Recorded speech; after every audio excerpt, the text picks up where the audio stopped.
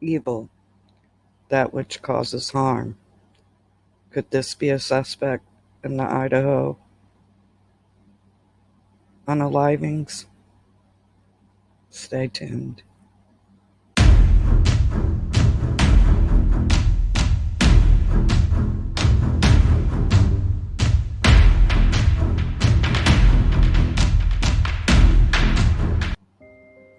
On Saturday, November 12th, Kaylee posted, "One lucky girl to be surrounded by these people every day." At this time, I don't think she knew what was going to happen. On Sunday, November the 13th, they ordered $10 worth of carbonara from the grub truck and waited for 10 minutes for their food to arrive, while the hoodie guy stood and watched and waited. While they waited for their food, was there an altercation with the hoodie guy? Is she tired of him following her? You see her point and him point back, and it seems like she mouths the word F you. In the wee hours of the morning, somewhere between 2:30 and 3:30, evil entered Madison Mogan, 21, Kaylee Konkovs, 21, Xana Kernodle, 20, and Ethan Chapin, 20. Their lives were taken by something very sinister. At about noon Sunday, a call came into 911 about an unconscious person at an off-campus residence. Police did not say who called 911.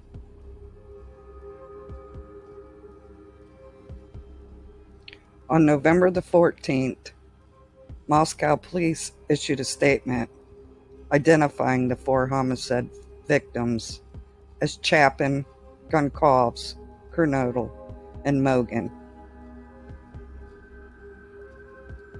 On Tuesday, November the 15th, Moscow police issued a statement saying an edged weapon such as a knife was used in the killings.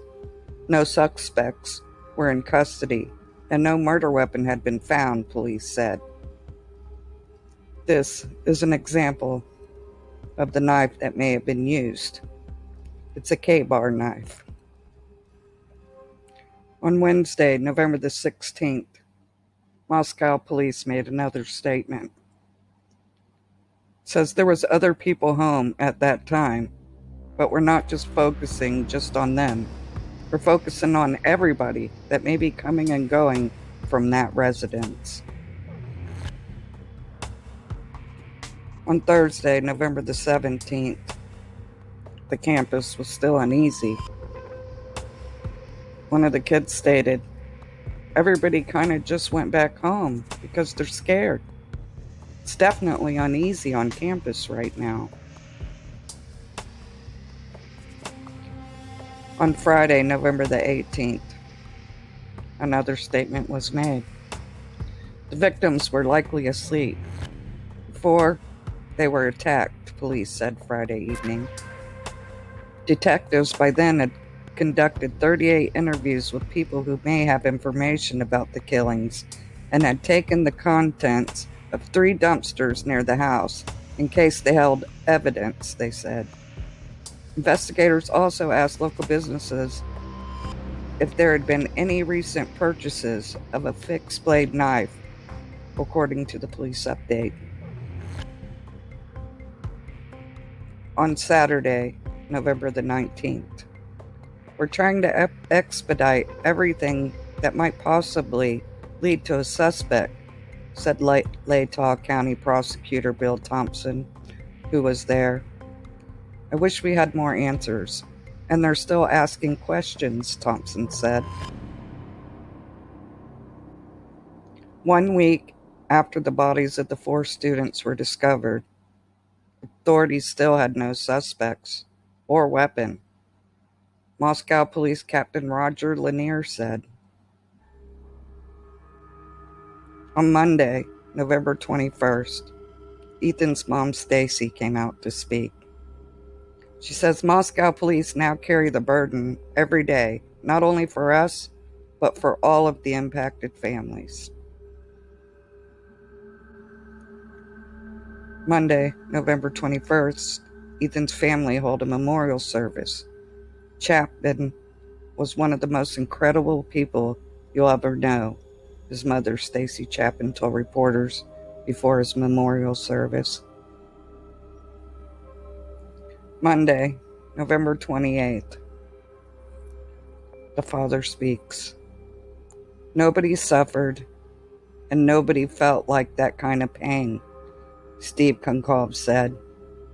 I have to assume and hope that this is all part of their plan, and they've got this all figured out, he said. Wednesday, November 30th, Ethan Chapman's mother, Stacy Chapman, cried as she told the mourners, "We are eternally grateful that we spent so much time with him. That's the most important message that we have for you and your families. To make sure that you spend as much time as possible with those people, because time is precious and it's something you can't get back." How true that is. The father of one of the University of Idaho stabbing victims said he believes either his daughter or her best friend was targeted in the violent attack, despite cops insisting they are unsure who was the intended victim.